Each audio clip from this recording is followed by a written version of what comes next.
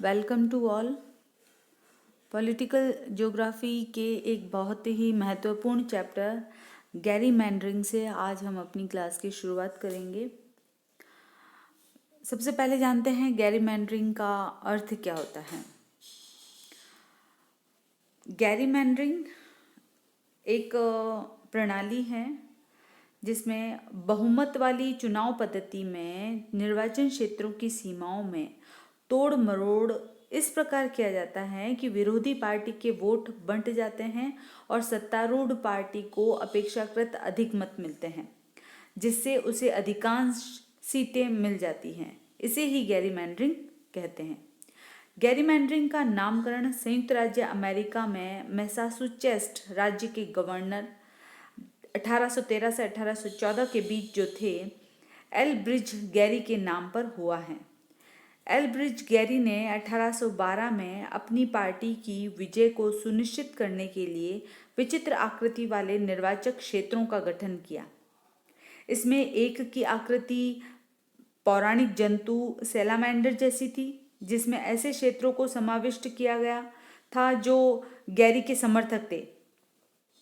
इस तरह उसकी रिपब्लिक डेमोक्रेटिक पार्टी ने केवल 50,176 मत प्राप्त करके 29 सीटें प्राप्त कर ली, जबकि उसकी प्रतिद्वंदी फेडरलिस्ट पार्टी को 51,766 मत प्राप्त करने पर भी केवल 11 सीटें मिली।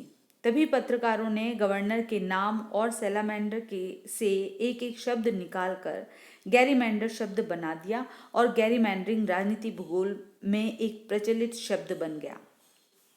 अब अगर मेथड्स की बात करें हम, तो गैरीमैंडरिंग के दो रूप हैं। प्रथम तो प्रतिद्वंदी पार्टियों या उम्मीदवार वाले क्षेत्रों को अपने प्रभाव क्षेत्रों में मिला लेना, तथा दूसरे में प्रतिद्वंदी पार्टियों के आधार क्षेत्रों का उनके क्षेत्रों में विभाजन, जिससे उसके संभाव्य मतदाता बिखर जाते हैं। संयुक्त राज्य अमेरिका में गैरीमैंडरिंग अधिक प्रचलित है।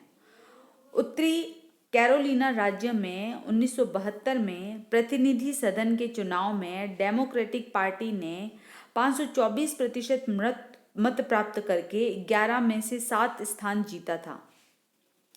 पर 1974 में निर्वाचन क्षेत्रों की सीमाओं के आंशिक पुनर्गठन के समय डेमोक्रेटिक पार्टी ने 11 में से 9 स्थान प्राप्त कर लिया।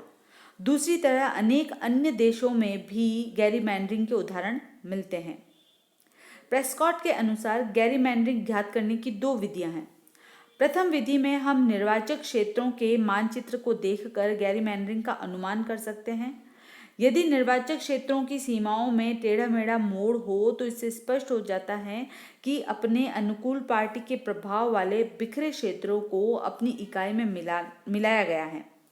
दूसरी विधि यह है कि एक ग्राफ पर लंबवत अक्ष पर विभिन्न पार्टियों को प्राप्त निरर्थक मतों को प्रदर्शित करते हैं तथा आधार पर मतों के घटते हुए प्रतिशत को लिखते हैं। इस तरह विभिन्न पार्टियों के ग्राफ रेखीय रूप में बनते हैं। यदि विभिन्न रेखाओं में अधिक अंतर दिखाई देता है तो इससे स्पष्ट होता है कि वहां पर गैरीमैंडरिंग हुई है। तो और भी कई देशों के उदाहरण हैं जिनके एग्जाम्पल देकर हम गैरीमैंडरिंग को और अधिक स्पष्ट कर सकते हैं। आप विभिन्न देशों के एग्जाम्पल लेकर और एक एक्सरसाइज के तौर पर, एक असाइनमेंट के तौर पर भी इसे अपना होमवर्क समझकर कंप्लीट करेंगे और नेक्स्ट क्लास में हम इस पर और अधिक विस्तृत चर्चा करेंगे। थैंक्स।